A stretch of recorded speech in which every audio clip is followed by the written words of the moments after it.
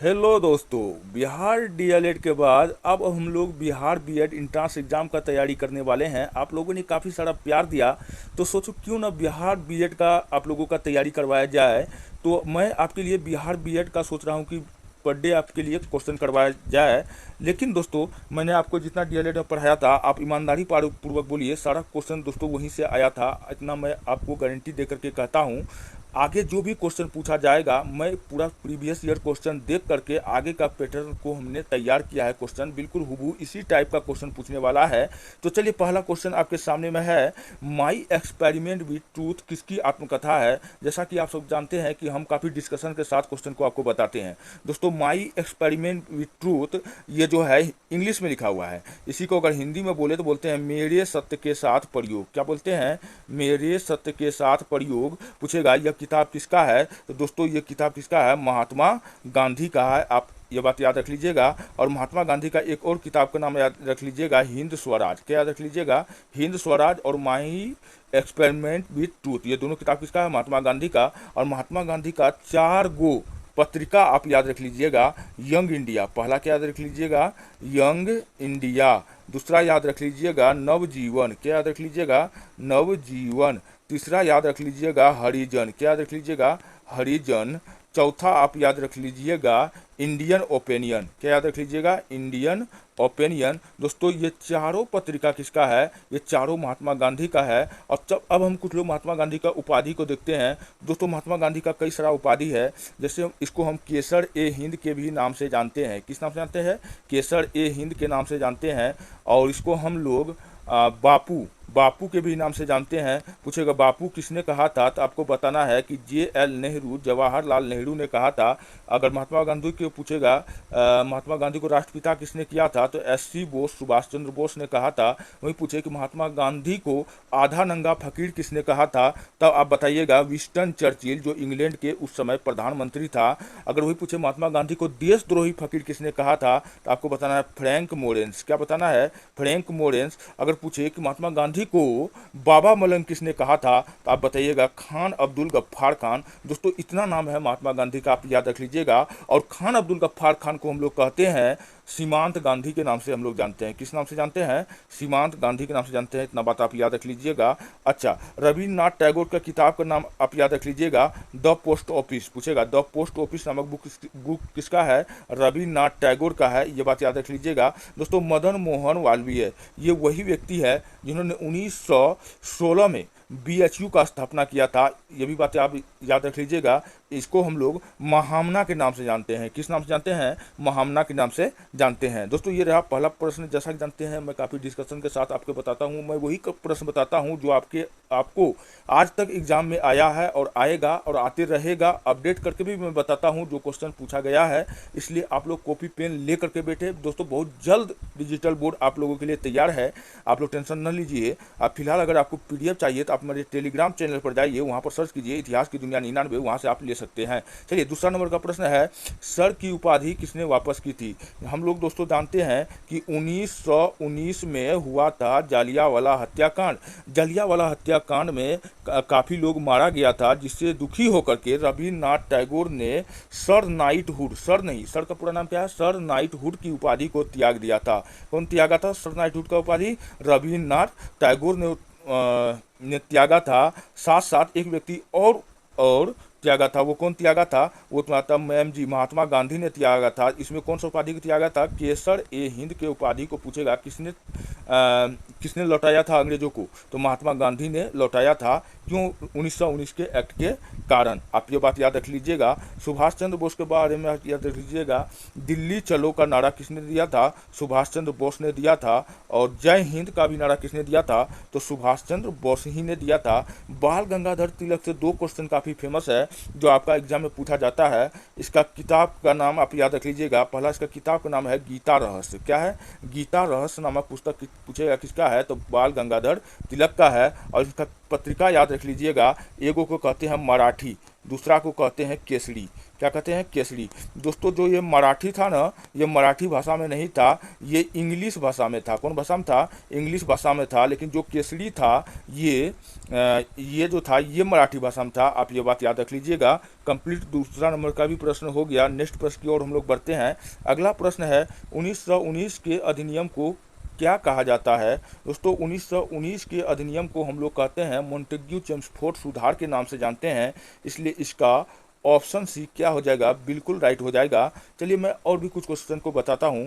दोस्तों 1919 में पास हुआ था रोलैक्ट एक्ट। क्या पास हुआ था, 3 मार्च 1919 को रोलैक्ट एक्ट पास हुआ था। रोलैक्ट एक्ट को दोस्तों हम लोग कहते हैं काला कानून। क्या कहते हैं, काला कानून। काला कानून आप इसको क्यों कहते हैं, इसलिए कहते हैं क्योंकि आप इस एक्ट के तहत अंग्रेज किसी भी भारतीयों को सिर्फ शक के आधार पर पकड़कर जेल में डाल दिया जाता था। आप इस एक्ट का विरोध कहीं भी नहीं कर सकते थे, इसलिए इस एक्ट को बिना अपील बिना दलील का कानून भी कहा गया था। तो ये बात आप याद रख लीजिएगा।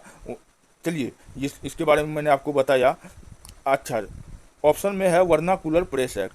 अगर दोस्तों पूछेगा कि वर्नाकुलर प्रेस एक्ट कब लगाया गया था, आपको वरना 1878 ईस्वी में पूछेगा किसने लगाया था, तो लॉर्ड लीटन ने लगाया था। किसने लगाया था, लॉर्ड लीटन ने लगाया था। लेकिन वर्नाकुलर प्रेस एक्ट को ख़त्म किसने किया था, तो रिपन ने किया था। रिपन ने किया था इस अच्छा, वर्नाकुलर प्रेस एक्ट के तहत कौन सा पत्रिका ने अपने रातों रात अपना भाषा चेंज कर लिया था। इस एक्ट में कहा गया था कि अब जो लोकल पत्रिका है वो इंग्लिश भाषा में छपेगा, हिंदी भाषा में नहीं छपेगा। जिसके तहत क्या हुआ था, एक पत्रिका था दोस्तों सोम प्रकाश। कौन था, हाँ, एक पत्रिका था सोम प्रकाश। इस एक्ट के तहत क्या हुआ था, इसको बंद कर दिया गया था। आप ये भी बात याद रख लीजिएगा। चलिए और बढ़ते हैं नेक्स्ट प्रश्न की ओर। अगला प्रश्न आपके सामने में है 26 जनवरी 1950 को संविधान सभा के कितने सदस्यों ने संविधान पर हस्ताक्षर किए थे। दोस्तों जैसा कि हम सब जानते हैं कि हमारा देश जो है का जो संविधान है वो बनाने में कितना दिन लगा था। पहला बात तो आप ये जानिए, 2 वर्ष 11 महीना 17 दिन। कितना लगा था, 2 वर्ष 11 महीना 17 या 18 दिन लगा था। आप ये बात याद रख लीजिएगा। अच्छा, संविधान बनाने में अगर पूछेगा कि संविधान बनाने में टोटल कितना खर्च हुआ था, जैसे मैं याद रखता हूँ आप लोग वैसे याद रख लीजिएगा। तो आप याद रख लीजिएगा 6 3 9 9 का 6 3 9 9 का क्यू कितना हो जाएगा, 729। अब बीच में 6 लगा देना है। अब कितना हो गया, 63,96,729 रुपया उस समय संविधान बनाने में खर्च हुआ था।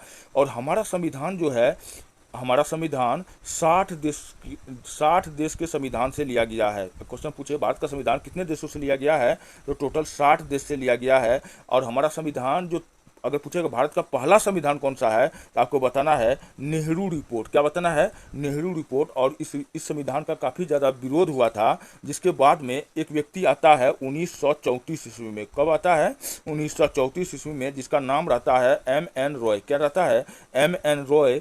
और ये क्या करता है, ये कहता है कि भारत का संविधान कोई एक आदमी 2 आदमी नहीं मिलकर के बनाना चाहिए। भारत का संविधान भारत के संविधान सभा द्वारा बनाना चाहिए। तो संविधान सभा में जो था टोटल 284 लोग ने हस्ताक्षर किया था, इसलिए इसका राइट आंसर क्या हो जाएगा, बिल्कुल सही हो जाएगा। चलिए बढ़ते हैं नेक्स्ट प्रश्न की ओर। अगला प्रश्न आपके सामने में है, कैबिनेट मिशन के सदस्य कौन थे। कैबिनेट मिशन कब आया था, 1940 में आया था कैबिनेट मिशन। अब पूछा इसका सदस्य कौन था, पॉथिक लॉरेंस ये भी था, एबी अलेक्जेंडर ये भी था, स्टेफोर्ड क्रिप्स ये भी था। हाँ, इसका राइट आंसर क्या हो जाएगा, इनमें से सभी हो जाएगा, ये बिल्कुल सही हो जाएगा, डी नंबर हो जाएगा। कैबिनेट मिशन के सदस्य ये तीनों था। आप ये बात याद रख लीजिएगा। पूछेगा कि इसका अध्यक्ष कौन था, तब आपका आंसर आता पैट्रिक लॉरेंस। अच्छा, सर स्टेफोर्ड क्रिप्स के नेतृत्व में क्या आया था, क्रिप्स मिशन भारत आया था। कौन आया था, क्रिप्स मिशन भारत आया था। ये पूछे कब आया था, तो ये आया था 1940 ईस्वी में आया था। आप ये भी बात याद रख लीजिएगा। चलिए बढ़ते हैं नेक्स्ट प्रश्न की ओर। अगला प्रश्न आपके सामने में है, भारतवर्ष किस वर्ष गणतंत्र बना था। बिल्कुल बच्चा वाला प्रश्न आ गया। हम लोग जानते हैं 26 जनवरी 1950 को हम लोग गणतंत्र दिवस मनाते हैं, इसलिए इसका ऑप्शन भी क्या हो जाएगा, बिल्कुल राइट हो जाएगा। चलिए मैं आपको बताता हूँ नेक्स्ट प्रश्न की ओर बढ़ता हूँ। अगला प्रश्न आपके सामने में है, भारतवर्ष का अंतिम वायसराय कौन था। अब देखिए इस क्वेश्चन में काफ़ी लोग गलती करते हैं हड़बड़ में। भारतवर्ष का यहाँ पूछ रहा है कि अंतिम वायसराय कौन था, तो अंतिम वायसराय था कौन था, लॉर्ड माउंटबेटन।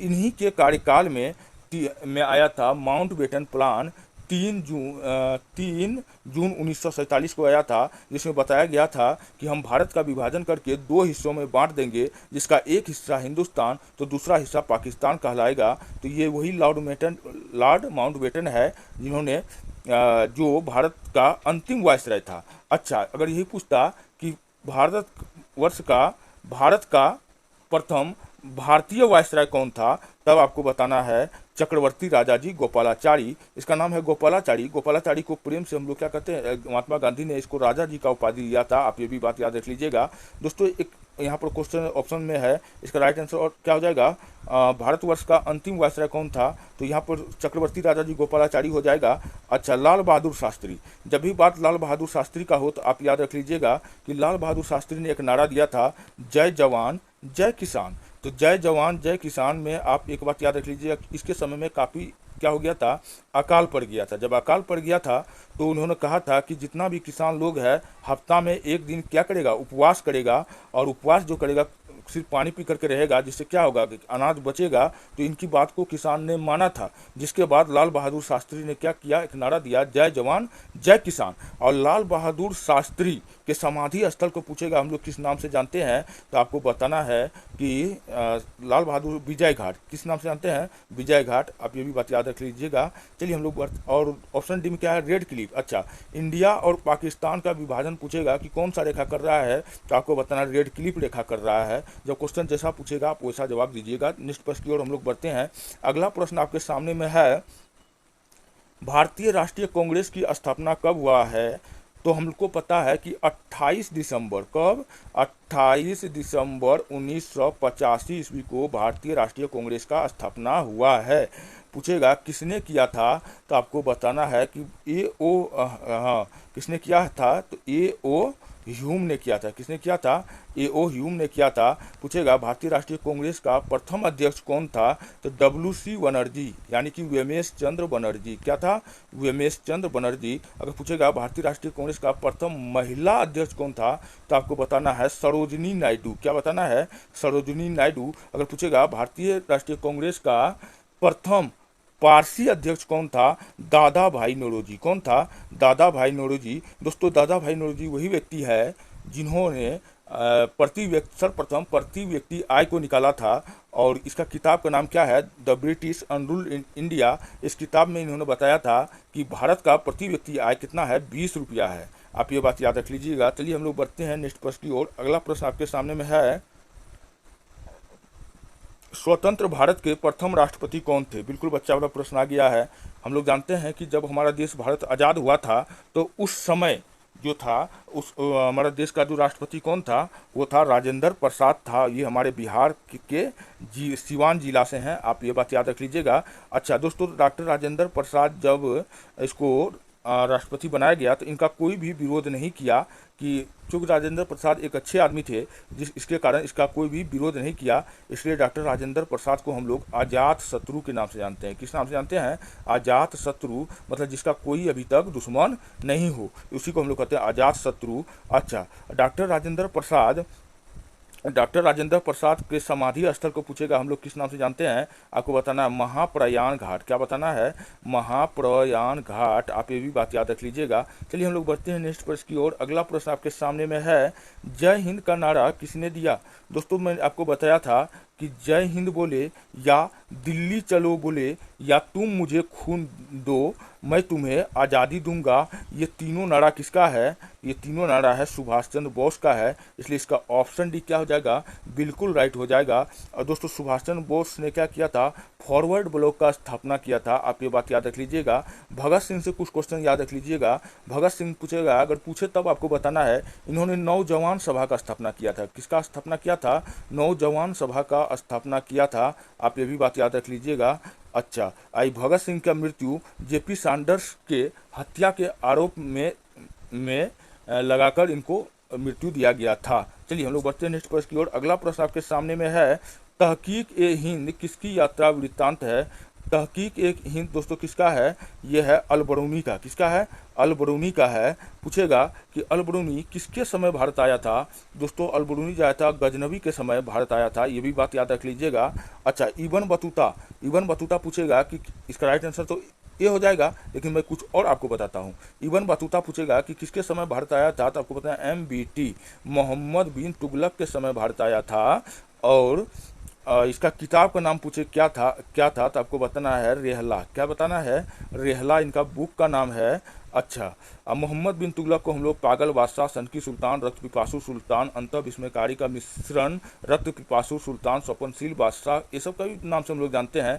अच्छा, मोहम्मद बिन तुगलक ने अपनी राजधानी दिल्ली से कहाँ ले गया था? दौलताबाद यानी देवगिरी को परिवर्तित किया था। आप ये भी बात याद रख लीजिएगा। दोस्तों, अब्दुल रज्जाक का नाम आ रहा है, तो आप याद रख लीजिएगा, ये विजयनगर गया था। कहाँ गया था? अब मार्को पोलो भी कहाँ गया था? विजयनगर के शासक से इनका क्या है?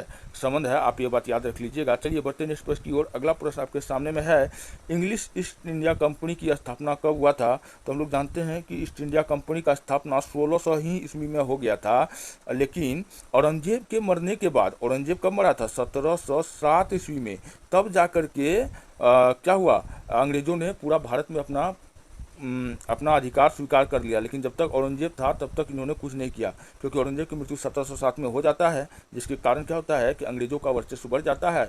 आपने एक युद्ध पढ़ा होगा, वेदरा का युद्ध। क्या पढ़ा होगा? वेदरा का युद्ध, जिसमें अंग्रेज और डच के बीच में होता है। किसके बीच में होता है? अंग्रेज और डच के बीच में होता है। अंग्रेज और डच या पुर्तगाली के बीच में होता है, जिसमें हार जाता है, जिसके बाद में क्या होता है हारने के बाद में संधि हो जाता है। आप ये बात देख रहे होंगे। चलिए बढ़ते हैं नेक्स्ट प्रश्न की ओर। अगला प्रश्न आपके सामने में है, संथाल विद्रोह कब हुआ था? 100 से संथाल, 100 से सिद्धू। खोजो कहाँ है? संथाल विद्रोह जो हुआ था वो 1855 में हुआ था।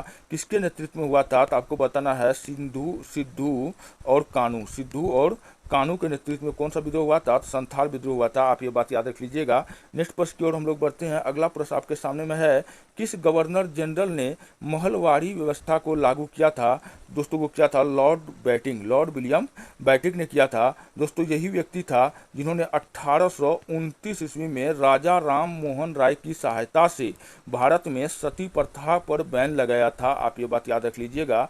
दोस्तों, लॉर्ड डलहौजी का भी क्वेश्चन काफ़ी बार पूछा जाता है। लॉर्ड डलहौजी वही व्यक्ति है जिन्होंने हड़प्पा नीति पूछेगा किसने अपनाया था, तो ये लॉर्ड डलहौजी। और गोद निषेध प्रथा को अवैध करार दिया, किसने? लॉर्ड डलहौजी। आप ये भी बात याद रख लीजिएगा। चलिए बढ़ते हैं नेक्स्ट प्रश्न की ओर। अगला प्रश्न आपके सामने में है, संथाल विद्रोह का नेता कौन था? वहाँ तो डेट पूछ रहा था, तो अब बता रहा है कौन था। मैंने बताया 100 संथाल, 100 से सिद्धू। देखिए सिद्धू कहाँ लगा हुआ है, तो सिद्धू कानू दोनों भाई यहाँ ऑप्शन डी में लग रहा है, तो ऑप्शन डी क्या हो जाएगा? इसका बिल्कुल राइट हो जाएगा। अच्छा, अगर पूछे कि संथाल विद्रोह ये हो गया, मुंडा विद्रोह का नेता कौन था? तो आपको बताना है कि बिरसा मुंडा। कौन था? बिरसा मुंडा था। आप ये बात याद रख लीजिएगा। अच्छा, बिरसा मुंडा को हम लोग कहते हैं धरती आबा। क्या कहते हैं? धरती आबा के नाम से हम लोग जानते हैं। अब बिरसा मुंडा का संबंध पूछेगा किस आंदोलन से है, तो बिरसा मुंडा का जो आंदोलन था, बिरसा मुंडा का दोस्तों अभी ध्यान में नहीं आ रहा है, तो थोड़ा देर में हम बता रहे हैं बिरसा मुंडा का। चलिए बढ़ते हैं नेक्स्ट प्रश्न की ओर। अगला प्रश्न आपके सामने में है, दक्कन दंगा आयोग का गठन कब किया गया था? वो किया गया था दोस्तों 1875 ईस्वी में किया गया था। आप ये बात याद रख लीजिएगा। इसका राइट आंसर क्या हो जाएगा? ऑप्शन बी हो जाएगा। क्या न? चलिए बढ़ते हैं नेक्स्ट प्रश्न की ओर। अगला प्रश्न आपके सामने में है, रानी लक्ष्मीबाई को किन किन नामों से जाना जाता है? हम लोग जानते हैं दोस्तों, रानी लक्ष्मीबाई को हम लोग कई नाम से जानते हैं। ये झांसी की रानी थी। इनका पति का नाम क्या था? गंगाधर राव। क्या था? गंगाधर राव। और इनका जो रानी लक्ष्मीबाई का जो विवाह हुआ था गंगाधर राव से, तो इनका पुत्र एक होता है, लेकिन वो असमय की मृत्यु हो जाता है, जिसके बाद में इन्होंने एक बच्चा को गोद लेता है। उसको कहते हैं दत्तक पुत्र।